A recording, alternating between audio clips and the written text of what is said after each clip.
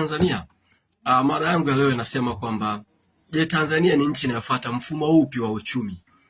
Je, ni nchi inayofuata mfumo wa uchumi wa soko huria, free market economy? Nchi inayofuata mfumo wa uchumi jumuishi, mixed economy? Au nchi inayofuata mfumo wa uchumi wa kijamaa? Ndugu Mtanzania, katika eneo la mfumo wa uchumi, Tanzania haina jinsia. Haijulikani kama ni ya kike au ya kiume. Kwa kifupi, Tanzania inaendeshwa kihuni. Sasa kama wewe ni msomi na unaamini au unafikiri kwamba Tanzania ni nchi inayofuata mfumo wa uchumi wa soko huria au free market economy, ndugu yangu, umepotea. Na kimsingi wamekuongopea, sio kwa bahati mbaya, wamekuongopea kwa makusudi. Sasa mimi ngoja nikupe mifano michache. Hivi tunavyozungumza sasa hivi, dunia nzima ina nchi kama 195. Lakini nchi zinazofuata mfumo wa uchumi wa soko huria, free market economy, na zenyewe zinafuata literally au theoretically, sio practically, hazizidi 30. Mfano hizo nchi ni kama Marekani, Ujerumani, Uingereza, Japani, Canada. Yaani kwa kifupi ni nchi ambazo kwanza ni tajiri sana, lakini pili zina kiwango kikubwa sana cha teknolojia. Kwa hiyo akitokea kiongozi yoyote, sijui waziri mkuu, sijui nani, akakwambia Tanzania inafuata mfumo wa uchumi wa soko huria, huyo ni muongo. Sababu ya pili kwa nini ni waongo? Unaiona Marekani? Yaani Marekani ndio mwanzilishi wa mfumo wa uchumi wa soko huria mara baada ya vita vya pili vya dunia. Lakini katiba yenyewe ya Marekani inaitambua Marekani au imetamka wazi kwamba Marekani ni nchi inayofuata mfumo wa uchumi jumuishi, mixed economy. Kwa hiyo Marekani yenyewe inaingia kwenye free market literally, sio practically. Umeelewa? Kwa hiyo Tanzania haipo. Sasa sababu ya tatu, sawa? Nenda kasome katiba ya Tanzania. Katiba ya Tanzania ya mwaka 77 na ya mwaka 92. Katiba zote mbili zinaitambua Tanzania kama nchi inayofuata mfumo wa uchumi wa kijamaa, a socialist state.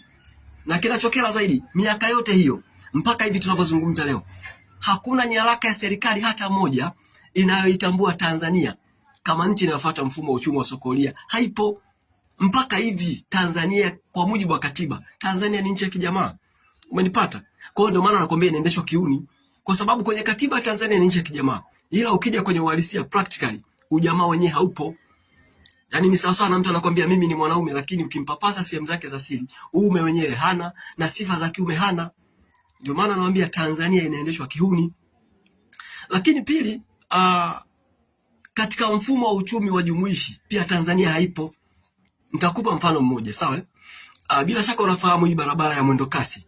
Hichi kipande cha barabara kutoka Mbezi Mwisho kule kwa Magufuli mpaka gerezani Kariakoo, sawa? Kupitia hii Morogoro Road, serikali imezuia magari binafsi kubeba abiria kutoka Mbezi Mwisho kwenda Kariakoo, kwenda Kariakoo gerezani kupitia Morogoro Road. Yaani magari ambayo yanaruhusiwa peke yake ni magari ya mwendo kasi. Na ndio maana unaona magari yamejaa sana.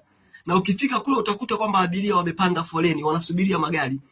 Maana yake serikali imemonopolize route. Sasa kitendo tu cha serikali kumonopolize route, tayari huo ni mfumo wa uchumi wa kijamaa, that is command economy. Manipata Mtanzania? Ndio maana nakwambia mfumo wa uchumi wa Tanzania haujulikani. Tanzania kwa kifupi inaendeshwa kihuni. Yaani wahuni wanajua wanakaa wapi. Iwe ni kokote kule, wanafanya maamuzi ya kihuni, wanaendesha Tanzania kihuni. Sasa kinachokela kingine, sawa? Nenda kasome katiba ya Chama cha Mapinduzi. Yaani mpaka leo, licha ya kwamba CCM wanabadilisha katiba kila siku, lakini katiba ya CCM mpaka leo inaitambua CCM kwanza kama chama kinachofuata mfumo wa siasa ya ujamaa na kujitegemea. Kwa hiyo CCM yenyewe inaitambua Tanzania kama nchi ya kijamaa. Na wanachokela zaidi, wanaona kama chama chao pia bado ni chama cha kijamaa. Yaani chama kimejaa mafisadi. Chama kimejaa watu ambao wanaiba rasilimali za nchi, lakini bado wanajiona wenyewe ni chama cha kijamaa. Sasa dunia nzima hakuna chama cha kijamaa ambacho kina viongozi mafisadi, hakipo. Lakini pili, huwezi kusema CCM ni chama cha kijamaa na wakati mfumo wetu wa uchaguzi wa Tanzania ni mfumo wa kibepari. Asikuongope mtu, mfumo wa uchaguzi wa Tanzania sasa hivi unahitaji matumizi makubwa ya pesa. Kwa hiyo ni mfumo wa kibepari. Sina uhakika kama unanielewa. Sasa anaweza akatokea mtu akasema kwani mfumo wa uchumi una nafasi gani au una umuhimu gani katika ukuaji wa uchumi wa nchi? Nisikilize Mtanzania, sawa? Ni mtu mjinga mwenye kiwango cha juu sana cha ujinga ndio anaweza kupuuza mfumo wa uchumi wa nchi katika ukuaji wa uchumi wa nchi na katika maendeleo ya wananchi kwa ujumla. Kwa sababu nikupe mfano mwepesi, sawa? Kocha mwenyewe hawezi kupeleka timu uwanjani kama ajue anatumia mfumo gani. kama ni 442 au ni mfumo gani, otherwise atafungwa na kocha atafukuzwa kazi. Kwa hiyo hivi tunavyozungumza, kitendo cha mfumo wa uchumi wa Tanzania kuto kujulikana, baadhi ya wawekezaji wakubwa wanaogopa kuwekeza Tanzania, kwa sababu huwezi kuwekeza kwenye nchi ambayo mfumo wake wa uchumi haujulikani. Lakini kama itatokea leo, sawa, Chadema wakachukua nchi, ikitokea Chadema wamechukua nchi, Samia Suluhu Hassan na kundi lake la wana CCM mtandao wanafungwa, lazima wafungwe, kwa sababu sawa, Samia na wenzake wameuza bandari, wamechukua bandari, wamempa mwekezaji. Sasa kitendo cha kuchukua bandari tu kampa mwekezaji, na wakati katiba ya Tanzania bado inaitambua Tanzania kama nchi ya kijamaa, maana yake umevunja katiba. Kwa sababu katika nchi ya kijamaa tunasema kwamba major means of production zinamilikiwa na serikali, zinamilikiwa na serikali kwa niaba ya wananchi. Kwa hiyo wanapochukua bandari katika nchi ya kijamaa ukampa mwekezaji, umevunja katiba, na kama umevunjwa katiba unatakiwa ufungwe. Umenipata Mtanzania? Bila shaka unanielewa. Sasa mimi nihitimishe kwa kusema kwamba nchi yetu inaendeshwa kihuni. Chama cha Mapinduzi kinaendesha nchi yetu kihuni.